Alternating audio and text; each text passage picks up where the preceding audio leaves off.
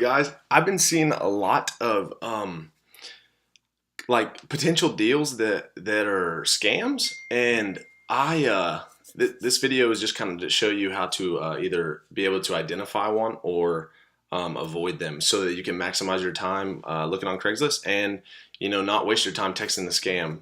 And I've dealt with so many, and I don't know why they do this, but yeah. So the first thing I look for is the price of an item. If the price says, usually if it's like $39.99, it's usually a dealership, right?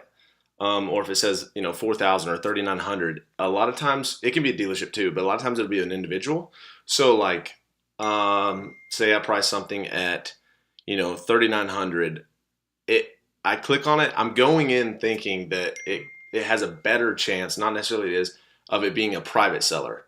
And if it says 39.99 or 36.99 or something like that, then I'm going in thinking that it's automatically a dealership. Not necessarily is, not all the time at all, but that's just kind of how dealers price things typically a lot of times. And this is obviously not the case all the time, but yeah. So that. But when you're looking for scams, there'll be weird numbers. Like when I'm scrolling and I see $2,095 or 1997 for the price. I'm like, what? Who like think about it. No one who's gonna charge, yeah, I want 2,097 bucks for my car. I mean, it's just weird. Like, why do you want the extra $5 or why do you want the 95 bucks? Why not 2,100? So, and it's not a strategy to make it sound cheaper. It just sounds dumb, really. Um, so that's the first thing. And the second thing I look for is, so one would be the weird number on the price. The second thing would be like not enough pictures. If there's one picture or two pictures, or the pictures are like almost like there'll be like one picture, but they're like so bad it's obvious, or they'll be in Spanish, or just like not necessarily Spanish, because I mean it could be someone selling it like that in actual, but if they're like the details are just real weird. But so the first would be the weird number, of course, and then the second would be not enough pictures, or fishy looking pictures. And then when you're texting them, or say you're selling something, this is how you can tell that it's a scammer. Never fall for this. They'll go, I'm happy with the price. Unfortunately, I'm out of town. I will pay full price without even looking at it if you guarantee it's a good car. Do you accept PayPal?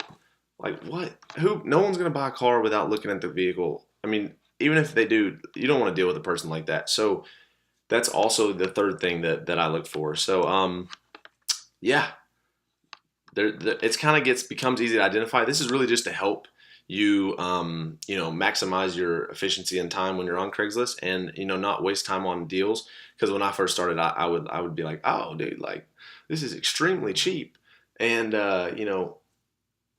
let's look it up. And you text the guy for 30 minutes and it's not even real. I actually went to Hot Springs, Arkansas to sell a vehicle or trade.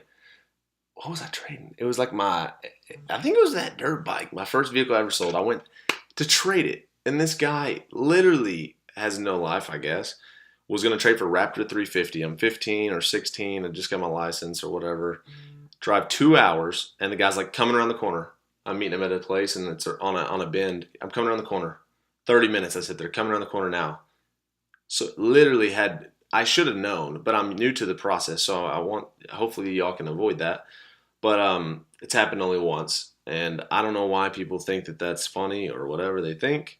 It's not. It kind of, it cost me, 50, 60 bucks in gas, and, never actually saw the person, never traded. So, things like that. So, I always, or maybe even, if you find a 2012 GMC Sierra or a 2012 Camry, that you've been seeing them going for $6,000, and this one's selling for $2,000, and it's perfect. It says perfect condition. You're like, man, like it's almost like it's too cheap to be true. So I literally don't even like mess with those, because I know it's a waste. I know I'll get more wasted times than the time that it's real. Like if I get 30 wasted times, I might get one actual real one. But I probably spent like 3 days of my life texting those stupid people that think it's funny. So I don't, if it's a $20,000 vehicle and they're selling for 3,000, it's like, man, come on. So those are, three simple things. just the price, the awkward price, not enough pictures, and if it's so low that it's like if it's like 10% of what you've been seeing the price go as, and then if they say I'm happy with the price when you're going to sell it, will you take PayPal? I'm overseas due to military things like that. Those are all scams. So hope you guys can look out for them. Hope that can help you guys. I hope this video helps you guys. If you guys want to see any more videos, any more questions, let me know. I'd be happy to help.